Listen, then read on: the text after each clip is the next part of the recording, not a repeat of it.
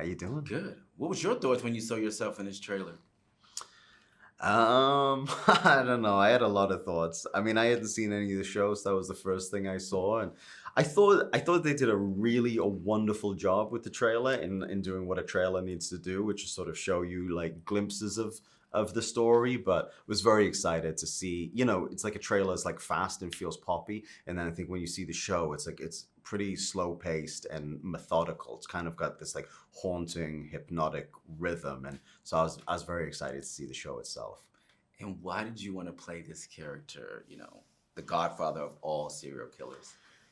I've never really been that interested in horror, and on the surface, this wouldn't seem like a character that I'd be interested in playing, frankly, but I really recognize like the enormous challenge of it. And as I get older, like I just want to do better and better work, and I want to be really engaged by trying to do hard things in my life. And I thought this character seemed impossible for me to be able to play, and I was terrified, and I thought, oh, well, that's a pretty good place to start. What was the most challenging part of getting in his, for playing this killer?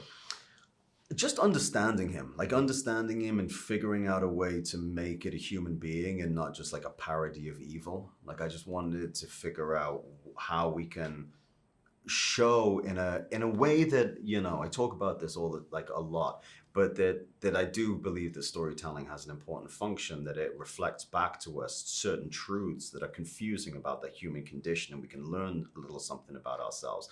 And unfortunately, evil and darkness exists in the world. And so I wanted this to be honest, like an honest portrayal of how like a human being can become a monster. And so I really obsessively thought about it and tried to understand like what were the really relatable elements of him that we can sort of demonstrate to the audience, so you can feel like I understand this person, I know this person. So then when we get into the stuff that's not relatable at all, it can be kind of shocking, but you can somehow understand how it happened in maybe like a cautionary type of tale. I mean, this was about abuse that had never been healed, and it was about isolation and the consequence of that, and it was about mental health being untreated.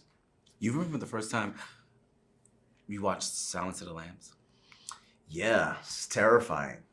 I watched it once and didn't watch it again for a long, long time. I probably watched it when I was a little too young, but yeah, I was very disturbed by that film. This trailer kind of moved me that way. Same, I watched Silence of the Lambs, and I was afraid to walk by vans, white vans. Oh, right, sure. Yeah, right. So what was it like working with Ryan Murphy? Did you work with him before, or how did this I didn't. I'd never met him. It was an absolute delight. Like, I think he's like a patron of the arts. He creates so many opportunities for filmmakers and crew members and actors, and it like creates a safe environment and then gives like everybody autonomy to go do that work. Like he's like basically the greatest boss ever. Oh, okay. I really loved him, and I jumped at the chance. I'm going to work with him again. I'm going back to back Ryan Murphy.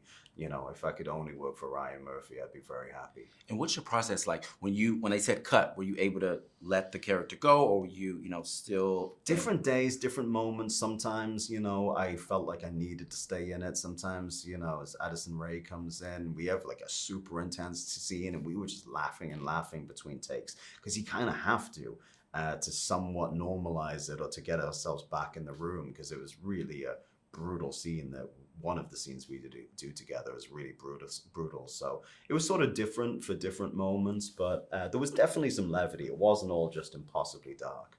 And Dakota Johnson was giving you, a little crap about dropping out of the movie. 50 Shades. Yeah, that's true. Do you regret dropping out? Are you glad you made a decision? No, like I try not to live with any regrets, and that was like a very personal and difficult decision to make. And I felt ultimately like I didn't torture myself by ever going and watching the movie, so I don't really have any opinion about them. But I gotta say, I have some regrets in my career of things that I turned down. I look back and go, oh boy, that was a mistake. Anything you want to share? Nope.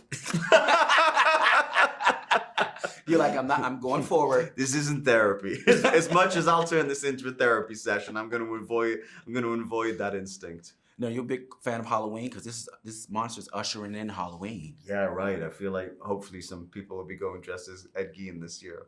Well, nice to meet you. Congratulations. Appreciate it. All right.